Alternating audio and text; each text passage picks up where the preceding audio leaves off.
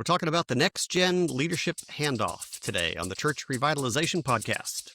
Hello, and welcome to the Church Revitalization Podcast, brought to you by the Malphurs Group team, where each week we tackle important, actionable topics to help churches thrive. And now, here's your hosts, Scott Ball and A.J. Mathieu.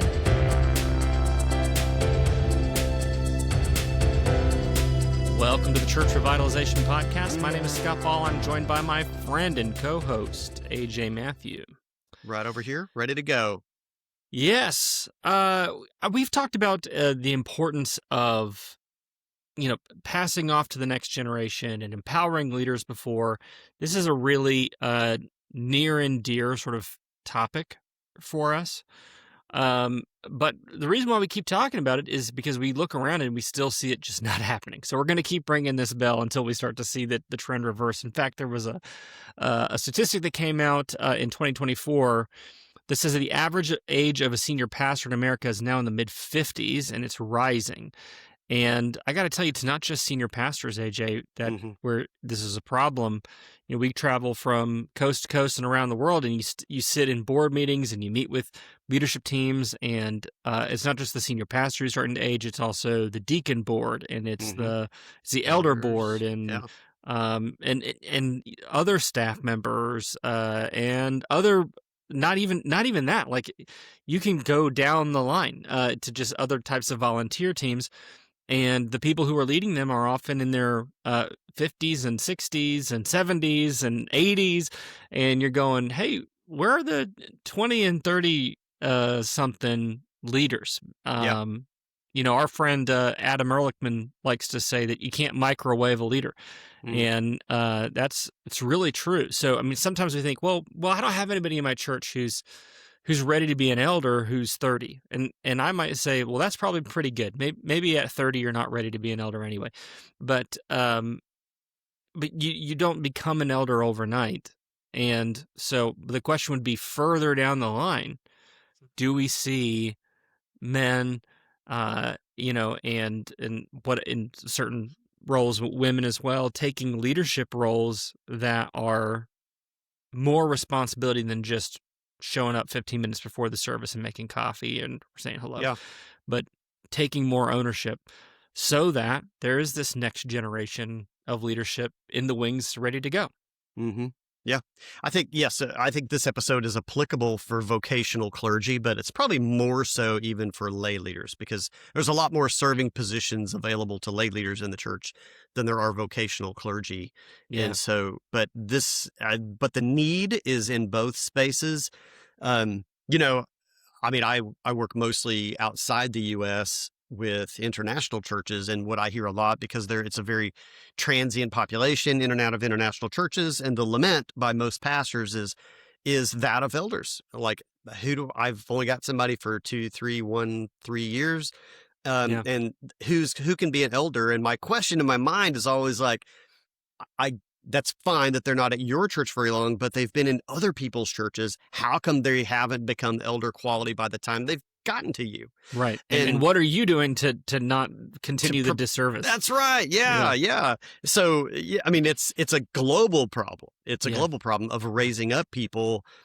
And it also, I don't think we need to get even hooked into the 20 to 30 age group discussion in this, because I was a later in life, mature Christian. I mean, I went on my first mission trip at the age of, what would that have been, 46 or something like that? So, so I think it's even applicable, maybe just so for our audience, even be thinking about that. The guy in your church or lady in your church who has reached a level of maturity for leadership even later in life, it's not, you've maybe still have some life wisdom and experience that's better than the 23-year-old. But as far as how long have you been, maybe qualified from a scriptural standpoint of understanding God's word and relating to people, could even be somebody older in life that we might need to give some authority to, give some responsibility to. And some opportunities, Yeah, right, some opportunities. Not that 46 is old, by the way. now that I'm in striking distance of that, I'm going, that's not old. I do want to say, though, before we go too far, I got two opportunities. for our listeners. One that we've been talking about for the last couple of weeks is the church ministry analysis, typically $99, right now being offered for $9.99. If you go to malphursgroup.com/CMA90, one of the things that we will do in that church ministry analysis is that we will actually take a hard look at the leadership culture in your church. That's one of the 6 areas that we evaluate inside of your church.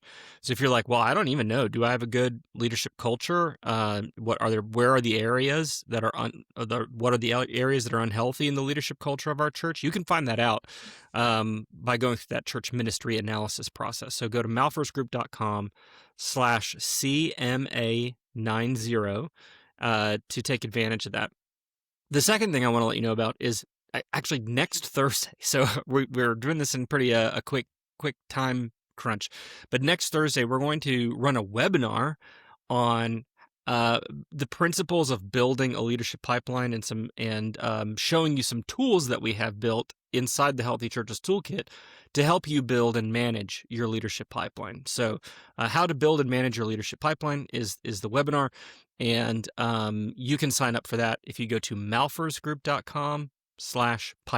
If you go to malphursgroup.com/pipeline, you will see a link to sign up for that webinar. It's totally free, and we'd love to see you there. So those are 2 things you can do. Both are going to help you with this topic, either through analysis or through learning some tools to help you build and manage this pipeline of next-gen leadership. Yeah. We'll be sending email out about that. If you're listening and you're not on our mailing list, just shoot us an email. Just email leadership@malphursgroup.com and say, hey guys, I want to make sure I don't miss anything coming out from you, because we do notify weekly about these topics, every week's topics, but then other promotional and feature things like that webinar. So email us leadership@malphursgroup.com if you want to be able to stay up to date. We'll add you to the mailing list. Make sure you don't miss out on anything happening over here. Yep. Okay. All right. So let's transition then, AJ. Let's talk about some signs that we might be holding back next generation leadership, and we don't even realize that we're not doing it on purpose. So how can we see that we might be doing this in our church? Yeah, the first sign is that perhaps, and you might even be thinking, oh, I've been doing pretty good with this. I've been asking the opinion of young people in my church, and that's good. How do that's you a good do, start. fellow young people? Hello, Yeah. young people. But so you might consult with them, but you never really maybe include them, defer to them in decision making, which that also sounds a little bit scary. Yeah. But yeah, how much are you actually bringing them in? So that's fine. Ask, maybe get some opinions, but bring them into the actual decision-making discussion. Let's say that, not necessarily defer to them until perhaps they have, shown some experience in decision-making. So this requires wisdom, but bring them into the actual decision-making process. So not just that, hey, pull somebody aside and go, what do you think about this? I'd like to hear your opinion. Get them in the room, make them a part of the discussion. And where appropriate, maybe they're even asked to vote on something, depending on what that team might be. But next level engagement and involvement, so that they really feel like, oh, you didn't just ask me about something and then maybe you went that way or not. We're asking you to push that a little bit further. Give them some experience in the decision-making process, and perhaps even something that they're suggesting would be the way to go, especially in areas of the church that might affect their age group or younger half of the church. Yeah. Maybe you step out a little bit and you do go that direction when you might have gone something a different way. So take this to the next level. Besides just asking for input, have them be a part of the decision. I think one of the reasons why this is scary sometimes to senior leaders is they hear something like this and they think in sort of a binary, like it's all or nothing. Like I either got to include them in every kind of decision, or I got to safeguard against that. And we're going to talk about this in some practical moves here in a minute more. So I don't want to talk much about it here, but the key would be in what kinds. You were just saying this, AJ, but in what kinds of areas would you let them have serious input? So if there's an area where they're technically already a leader and you're always overriding their decisions or things or ideas that they have in an area where they're supposed to have some leadership capacity, that's a way that you're holding that next generation back. So like, right. Let's give a practical example. You've got like a coffee area, and the team's got an idea about, well, what if we move this over here, or what if we brewed this different kind of coffee, or what if we actually had spent a little money and got a real espresso machine and raised money for missions or something like that. And you're like, oh, that's going to cost us like $2,000 to get a halfway decent one, and they're like, well, hey, look, we've looked at our budget. We've not spent all of our money for the year. And and Joe's offering to cover half the cost. Can we do this? And you're like, no, I don't want that. If you're constantly overriding them in an area that they technically have some leadership in, that's disempowering. And so you don't have to think in your head, for me to include the next generation leader, I've got to give them input into the overall vision and direction of the church, and what our goals are for next year. Like that. Yeah. That's not the jump you have to make on at the first level. Yep. That's good. The second sign that you might be holding back that next gen is that you're happy to celebrate when something they've done goes well, but if anything goes wrong, it's a one strike and you're out situation. So something doesn't quite go the way you wanted it to, and you're like, okay, that was premature. Sorry, I had them do that. Let's pull that back, and we've learned our lesson. We won't be having those youngsters involved in anything again. So that's another sign that you're holding them back. They've got to have space to make mistakes, and you've got to be ready to say, okay, let's figure out how we can have that not happen again, and make sure that we've all learned something from that. But that's life. That's ministry, and let's go ahead and keep moving forward. Yeah, I mean, I think that I'd like to talk about this a lot in our leadership pipeline training that we do with churches, the consulting work we do with churches. It's like when you look at Jesus's example here in his model, in Luke 10, he sends out the 12, and No, at 9. It's Luke 9, I think. Luke 9, he sends out the 12. I think Luke 10, he sends out the 72. But when he sends them out, like, Luke 9's really early in the story. I don't know if you've read the book of Luke, but it's early on. Like, there's a lot of stuff that has not happened yet in the story. And he's sending them out to preach the kingdom, and to heal the sick, and to cast out demons. And I don't know if you've read the stories of these guys, but they were absolute knuckleheads. And we are afraid to send our folks out on a Walmart run in case they might screw it up, and, oh, you forgot to get the tax exemption, and so we spend an extra $12 or whatever. Like, the gap between what Jesus was willing to pour out and risk, so to speak. I know there's a difference between us and the Lord, obviously.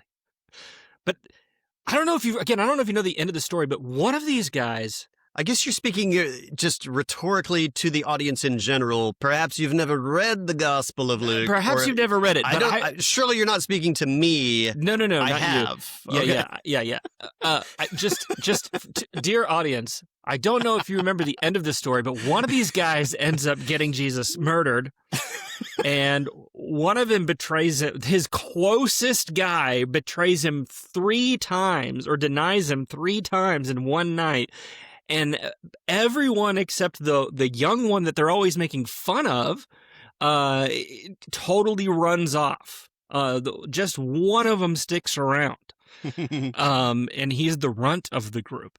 So, yeah. And they were all pretty young. They're all very young. The gap between what we are willing to, the failures that we're not willing to tolerate. Mm-hmm.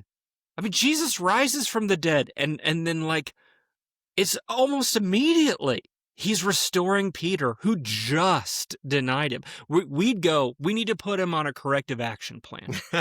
Yeah. Let's for 180 days. Let's reevaluate in 180 days. Yeah. And again, obviously, there's differences between us and the Lord, and he can see Peter's heart, and he can see actual contrition and all of these things that maybe for us, we do need a corrective action plan to be able to tell if someone just feels bad or if they actually are working on it. So I'm not dismissing any of that. I am only suggesting that the gap is so wide between what we're willing to tolerate and what Jesus is willing to tolerate for the purposes of leadership development and empowerment. Yes. I mean, the timing of the cross was, under the decision of God the Father, right? And he's watching the scene, and it's like, yeah, I think we're at this point. I think we're ready to launch this church. We're going to get this church. Yeah. Everyone is scattering except for John, and they're like, he's like, this is good. We're ready for this. Yeah. It brings so much context to Jesus's prayer in the upper room. He's like, gosh, please hold these guys together. Father, please bind them together in my name. And he's sweating blood. And you got to know it's because he's like, these guys, I know what's going to happen, right. And yet these guys they can't even stay awake. They can't even stay awake. They don't even know what's about to happen. That was the church launch team. Yeah. And then they had a new member the night before. Yeah. Oh gosh. So you think you've got problems, and then you go, well, it's insurmountable. We can't possibly trust our young people. All right. I mean, it worked out okay in Acts. Yeah. All right. The third sign that you might be holding back that next gen is that the vision of the church is entirely yours, pastor, speaking to you.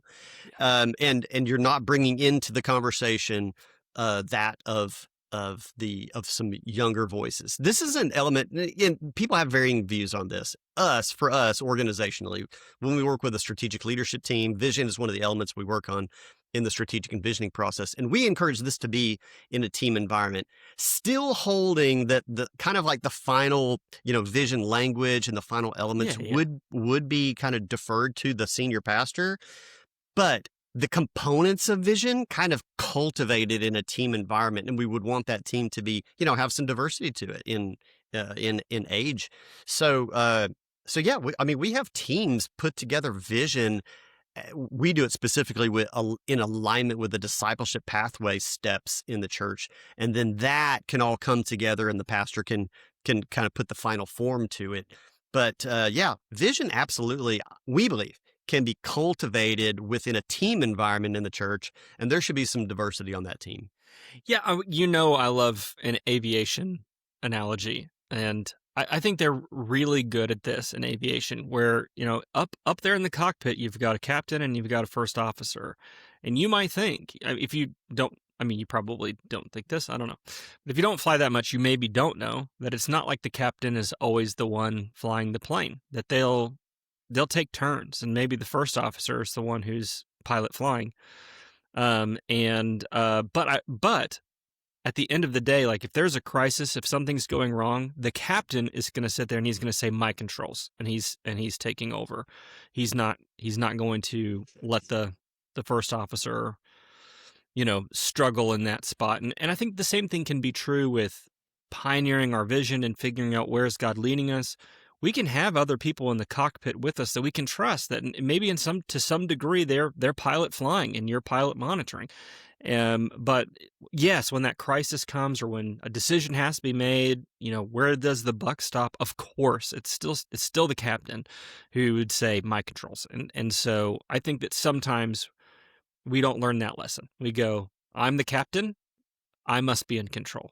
And nobody ever went from that right seat, the first officer chair, to the pilot seat prepared if they were never given an opportunity to be pilot flying. Yeah.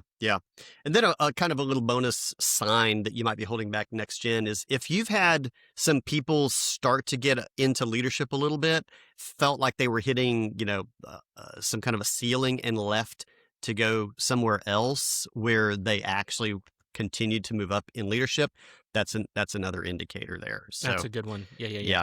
Yep. All right.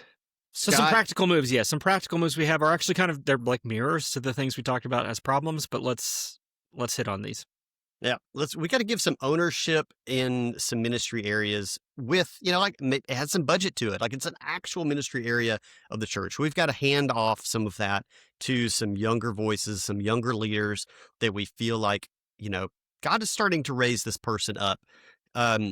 So I don't know, not prematurely, but it's probably healthy if it feels a little out of your comfort zone. Yeah. I would say get out of your comfort zone. Just a smidge. That's probably the sweet spot, actually. Yeah. So you make that move. Yeah. I mean, we're not saying no boundaries. We're not saying no guardrails. We're not saying no accountability. Nobody is suggesting that would be a good idea.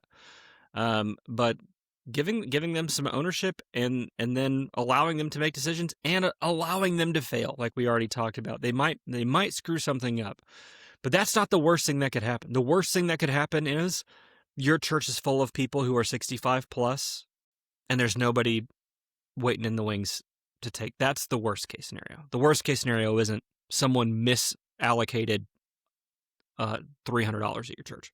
Yeah.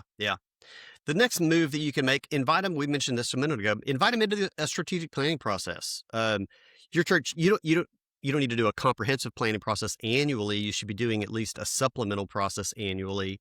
But every 5 years or so, if you're doing a significant planning, a new strategy session, invite them into that. We encourage that. That's how we operate. It's a space that we believe is the right way to work. So invite them into your planning. Yeah, it's really important. Don't just bring them in there to observe. Invite them in there to participate. And in the strategic envisioning process, we make a big deal about this. We really want that what we call the strategic leadership team to represent a broad cross-section of leadership in your church, including, we don't necessarily go, okay, well, you need this number of younger people and this many of older people, and the number of men and this number of women. That's not what we're trying to get the right people, not some arbitrary demographic slice. But we do want it to be a cross-section of leaders in your church, and that would almost always include at least a few people who are on the younger end of the spectrum, which might be a sliding scale depending on your church. The younger end of the spectrum might be 46 in some churches, but that in some other churches that might be like 25. Don't throw high school students onto your team. You want a little bit of life experience, but just invite them into the process and do it. And then the third practical move would be to have their back publicly. Yeah. So I mean, just be there to show your support and to encourage support from the congregation for them. You always want to show unity in leadership anyway, and if you're going to have some younger folks involved, especially in something that they'll be seen in that position, and again, vocationally, like staff or a lay leader position that has like a public view to it. Be there to publicly back them on that, back their decisions, even if, again, you might not have done it exactly the same way. We're maybe going a little bit different direction, pursuing the same discipleship outcomes. We both agree on what we're trying to accomplish. They're going about it a little bit different than you. That's okay. It's probably good for you to stretch a little bit as a leader yourself out in that way. But be there, support them in front of the congregation. Yeah, I think there are a few different things that are important about this. So they make a decision and the jury's out on whether or not it was a good one. Be publicly supportive of it. And if you've got feedback, then give that feedback privately, just one-on-one, and go, hey, here's something you might want to think about as you're navigating this decision. I support you, but here's some factors you may not be thinking about. 2, if they make a decision and it goes really well, obviously pour on public praise. Don't take ownership for a decision that they made. Give them the kudos, right? Then if they make a decision and something goes poorly, don't bash them publicly. We like to say that this comes from Aubrey's book, actually, on building leaders. He says empowerment is releasing authority while retaining responsibility. And so, at the end of the day, if they screw up on something, you own it and go, yeah, you know what? That could have been handled a lot better. I agree with you. AJ, that probably could have been handled differently. And we're going to do a whole autopsy on that whole event or that issue or whatever it is. And we'll make sure it's improved next time. But you don't have to say, yeah, Sam, totally. I let Sam make that decision, because I'm trying to be empowering. So I let Sam make that decision, and you're right, it just didn't go very well. What did you just totally threw Sam under the bus? Yeah. So you can still say something wasn't good without throwing Sam under the bus, and then on the back end of that, go to Sam and go, hey, Sam, what can we learn about this? How could this have been done differently? And that now Sam's not afraid to make a decision because he knows that if he messes something up, you're not going to publicly blast him, and he can actually learn and not be kind of buried in shame and embarrassment or whatever. So yeah, that's so how you handle those things publicly, whether it goes well or whether it goes poorly, really, really makes a difference into how empowered someone actually is. Yeah. Yep. The mindset shift that I want you to think about in this space is, in addition to trying to evaluate whether they're ready for something, the mindset shift is asking yourself, am I willing?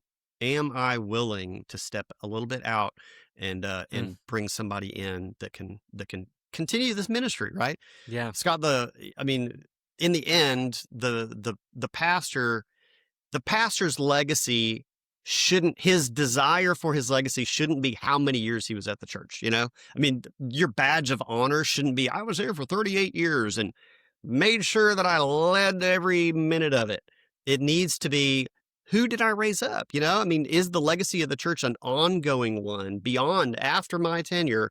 Did I have somebody ready to take the reins of all the positive things in ministry that we built over these decades and keep running with it? That's the thing that we want you to be thinking about. Think about this. Yeah, just on that same note to kind of wrap this up and put a bow on it. Jesus said, it's better that I go. It's better for me to go than for me to stay. And I kind of wrestle with that sometimes and go, what do you mean?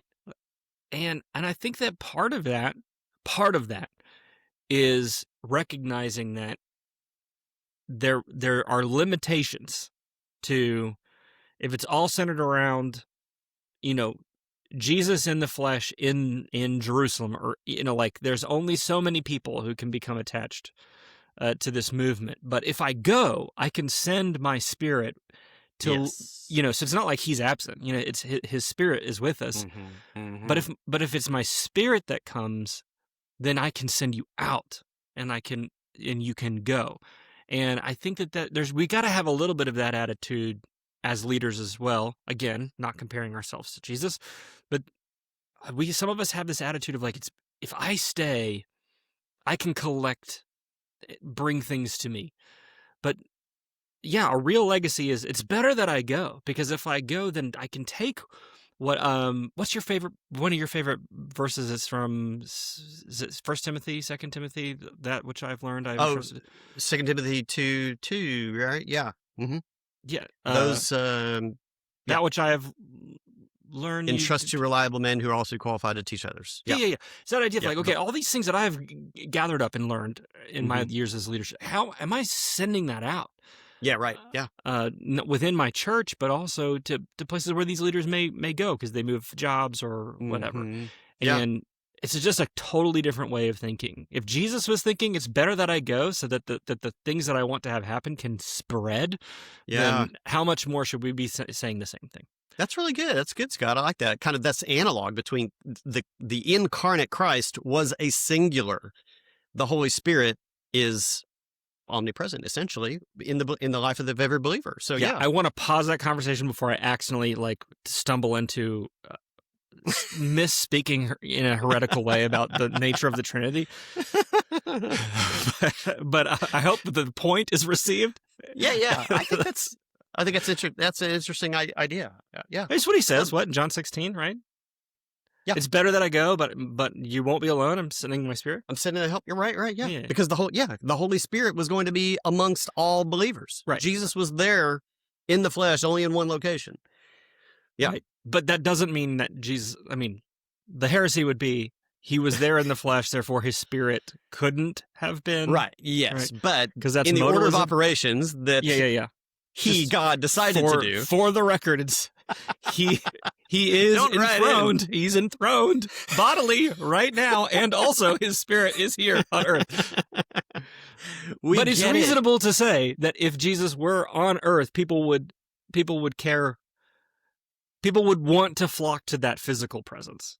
Yeah. And the role which of they the Spirit should would be want to do. Yes. All right, I'm going to stop talking before I accidentally say something. It's very hard to talk about the Trinity and not accidentally say something wrong. That's right. Yeah. The fewer words you say, the better. All right. Okay, well, there you go. Wrapping it up, empower others in your church. Empower the next generation of leaders in your church, because that's what we're supposed to be doing, right? We got to be progressing this forward until we see Jesus coming again, Face to face, yes, once again, in person. When we can all the people can be collected into the one city, the new Jerusalem, making all things new. It's a whole new set of rules, guys. It's a whole new set of rules. Will be okay. We'll all be able to see the throne. We love and appreciate you guys. Hey, before we end this, two things. Remember, malphursgroup.com/CMA90. If you're like, hey, what's the leadership? You're listening to this and you go like, I don't even know. Like, I think I've got a healthy leadership culture, but I don't know. This will help you because it's not just your opinion. In the church ministry analysis process, you bring other people's voices into that analysis, and they'll tell you it's anonymous. So don't worry, they'll let you know. And so go to malphursgroup.com/CMA90 if you want to take advantage of that. If you go, hey, I know it's a mess. I want to work on this, but I don't even know how to get started. Sign up for that free webinar for next Thursday. That would be Thursday. What's the date, AJ? Because people listen to this not. That'll be Thursday, August 27th. Yeah. Get all the details on times and all that. Go to malphursgroup.com/pipeline, and you'll see a link to sign up for that free webinar. There you go. Then if you have any complaints, you can go to /complain about Scott and AJ's Trinitarian theology. Thanks for being with us, everybody. See you next week.